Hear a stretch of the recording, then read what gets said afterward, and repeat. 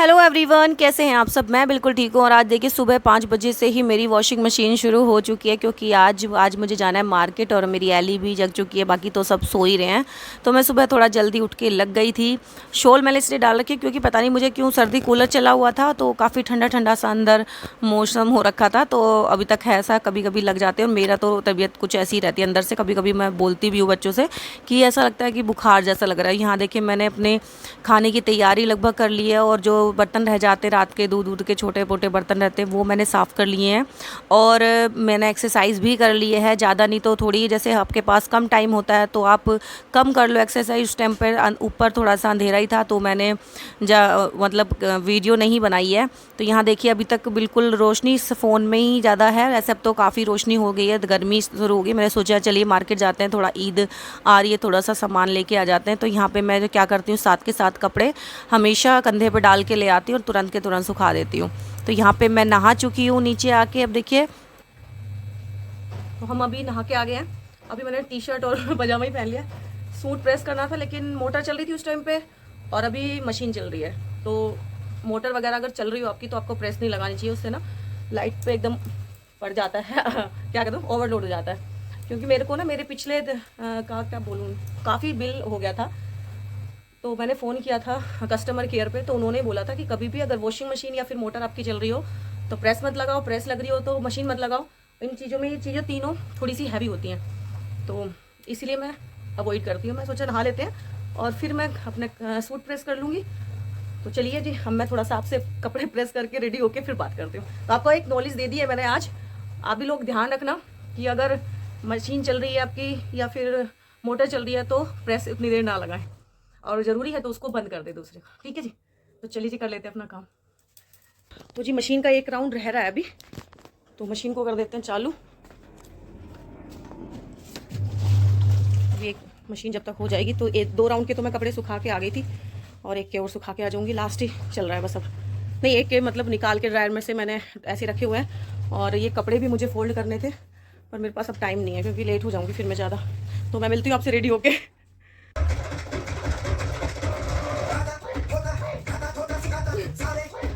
तो यहाँ पे म्यूज़िक बजा हुआ था और थोड़ी सी चल रही थी मस्ती। बेटे के साथ में मैंने डांस भी किया था, और यहाँ थोड़ा सा मैं वेट कर रही थी किसी चीज़ का। तो मैंने सोचा चलो जब तक नेल पेंट लगा लेते हैं। तो चलिए जी, हम रेडी हो गए हैं। और देखिए क्या क्या काम करने पड़ते हैं साथ में। और यहाँ पे बच्चे मांग रहे थे पैसे चलते टाइम, और मैं बोल रही थी, मैं कहा देखो पैसे मांग रहे हैं कि बच्चों का रहता है ना, मार्केट जा रहे हो कहीं जा रहे हो तो कुछ पैसे दे दो। तो मैं इनको यही बोल रही थी, और उसमें थोड़ा सा म्यूज़िक भी था इसलिए मैंने यहाँ पे वॉइस ओवर करना पड़ा। तो यहाँ पे चलते चलते चिराग ने बोला मम्मी चैन क्यों उतार दी आपने। फिर मैंने वही बोला, मैंने कहा चैन मार्केट में पहन के नहीं जाना चाहिए क्योंकि थोड़ा सा डर तो रहता है। तो फिर मैंने सोचा चलिए मंगलसूत्र डाल लेती हूँ। तो निशु ने ही बोला मम्मी चैन नहीं तो मंगलसूत्र तो डाल लो, खाली गला थोड़ा अजीब सा लगता है, वो आदत हो जाती है ना हमेशा। तो फिर मैंने मंगलसूत्र गले में डाल दिया और मेरी निशु ने पहना दिया मेरे को। तो बस अब मैं चलने के लिए हूँ तैयार। Thank you. अब ठीक है, आलू सूरा अब तो बोल दे। ठीक है, चल रहे हैं, बाय। यहाँ पे देखिए घर से हम निकल चुके हैं, और हस्बैंड जो होता है ना वो ड्यूटी चले जाते हैं सुबह ही 7 साढ़े 7 बजे के करीब। और जो वो मैं अब चली जाऊँगी मार्केट, शॉपिंग कर लूँगी, और फिर वो आ जाएंगे अपना काम पूरा करके। जो भी होता है अटेंडेंस भी लग जाती है और काम भी नहीं छूटता, तो उनका भी मतलब ऑफिस वहीं आसपास ही है। तो मैं चली जाती हूँ। दुकानें मेरी जान पहचान की है, मुझे पता रहता है तो मुझे सामान क्या लेना है। मैं जब तक मेरी शॉपिंग हो जाती है जब तक वो आ जाते हैं। तो बस यहाँ पर देखिए मेरी गली में गड्ढे खुदे हुए हैं क्योंकि सीवर का काम चल रहा है। और बस जी चलते हैं। अब हमें लेनी है रिक्शा, और रिक्शा में बैठ के 10 मिनट का 10 मिनट का ही टाइम लगेगा मेट्रो सेक्टर 10 तक के लिए।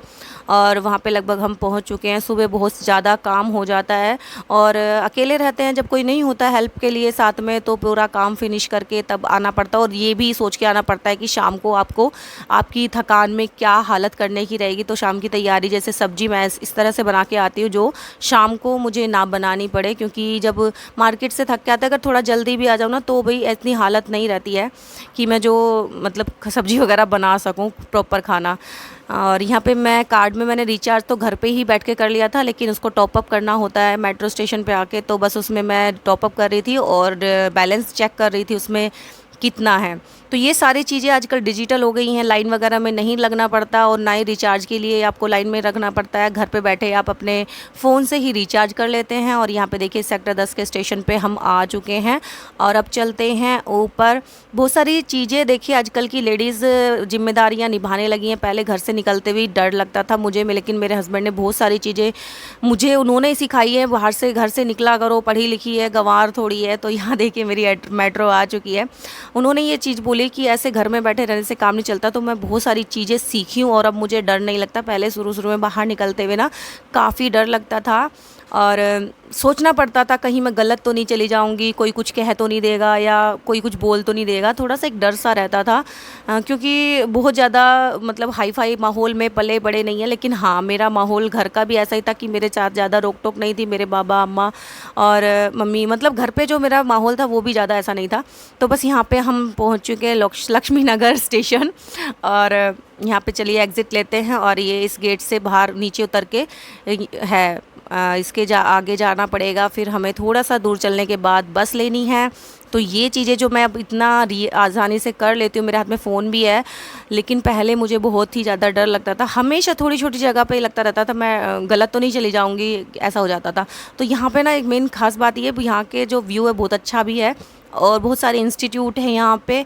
और बस रोड क्रॉस करके जाना है मेरे को। और गाड़ी, ये फ़ोन मैंने इस तरह से ले रखा है हाथ में जिससे कि मैं सामने देख सकूँ। मैं नहीं देख रही हूँ कि मैं इस टाइम मेरे फ़ोन में क्या सूट हो रहा है क्या नहीं, लेकिन हाँ फिर भी ठीक ठाक ही है। तो मैंने सोचा चलिए आप लोगों को, जो लोग इस जगह को पहचानते होंगे वो तो देख के पहचान ही लेंगे कि कौन सी जगह है।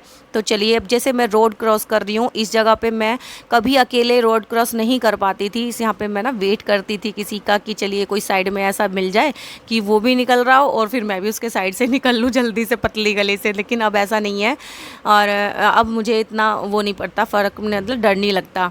तो यहाँ पे भी एक रोड यहाँ से क्रॉस करनी है। और जब मैं यहाँ से निकल रही तो वो जो मनोज सिसोदिया के बारे में जो चल रहा है वहाँ पे, उसके जो क्या बोलते हैं खड़े रहते हैं ना लोग, वो मुझे नहीं पता, भूल जाते हैं ना ये चीज़ें। तो भाई हम कोई राजनीति से तो है नहीं, तो वो लोग खड़े हुए थे और कुछ प्रेस वाले भी थे। तो मैं यहाँ से निकली। वैसे मेरे में इतनी हिम्मत होती नहीं, पर मैंने फिर भी मैंने कहा चलिए कैमरा ऑन ही रखते हैं, ले लेते हैं इन लोगों को भी। ये देखिए शराब घोटाले के जो इस्तीफ़ा मांग रहे हैं, उस टाइम तो दे चुके हैं इस्तीफ़ा। और ये बैनर उन्होंने ले रखा है और यहाँ पे मेरी गाड़ी आ चुकी है। मैं पहुँच चुकी हूँ मार्केट। कितनी भीड़ भाड़ है देखिए। और मैं अभी भी मैं बता दूँ आप लोगों को एक सीक्रेट कि मैं जो है ना मार्केट में, मेरे को अभी भी रास्ते जो पूरी तरह से पता नहीं चलते हैं। एक दो दुकान है हमारी जो आसपास की, वहाँ तो मैं चली जाती हूँ, लेकिन बहुत सी दुकानें ऐसी हैं अंदर की तरफ जो मैं गलियाँ भूल जाती हूँ। मेन चीज़ ये है ना कि हस्बैंड साथ में रहते हैं तो उनके पीछे पीछे मैं चलती हूँ और बोलते हैं वो कि तू पता करा कर, ध्यान रखा कर।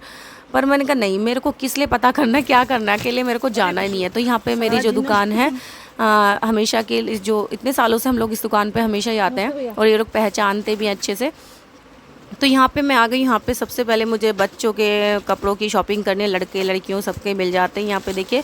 और बस यहाँ पे देखिए और भी कस्टमर हैं। इस तरह से पूरा जो 4-5 मंजिल का इनका जो फ्लोर है भरा हुआ है काफ़ी। और इस तरह से बहुत ही अच्छे से कपड़े दिखाने का काम रहता है, एक एक चीज़ समझाते हैं जिस तरह से आपको आपकी चॉइस होती है ना, इनको पता चल जाता है। मेन चीज़ तो ये इतने सालों में फिर इनको बताना नहीं पड़ता कि आपको क्या चीज़ चाहिए होती है। यहाँ पे मैंने वैसे अलग से एक वीडियो भी बनाई थी सामने से कैमरा रख के, लेकिन वो मुझसे मिस हो गई है, हो जाता है ना कई बार।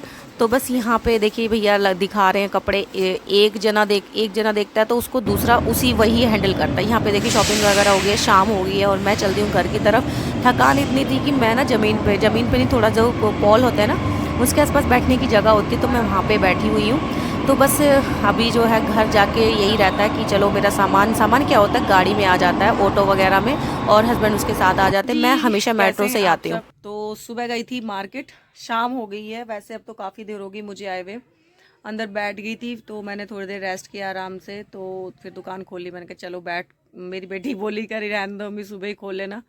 मैंने कहा चलो खोल के ऐसी दुकान बैठ जाते हैं, अपना दाल चावल वगैरह बना लूँ। थकान तो लग ही जाते, कितना भी आप जल्दी से करके आओ और थकान लग जाती है। तो बस मैंने आपको वीडियो मार्केट में नहीं दिखा पाई क्योंकि ना कितना भी आप कोशिश कर लो, जब आप सामान हाथ में होता है इधर उधर घूमना होता है और भीड़ भाड़ इतनी थी ना, तो नहीं बिल्कुल वहाँ का अंदर का नहीं दिखा पाई बहुत ज़्यादा, थोड़ा बहुत जो दिखाया। तो बस यही उम्मीद करती हूँ वीडियो अच्छी लगेगी, और वीडियो के साथ साथ वीडियो अच्छी लगे ना लगे मेरी मेहनत तो ज़रूर है ना, तो उसको ध्यान में रखते हुए वीडियो को लाइक करना और चैनल को सब्सक्राइब करना। और ये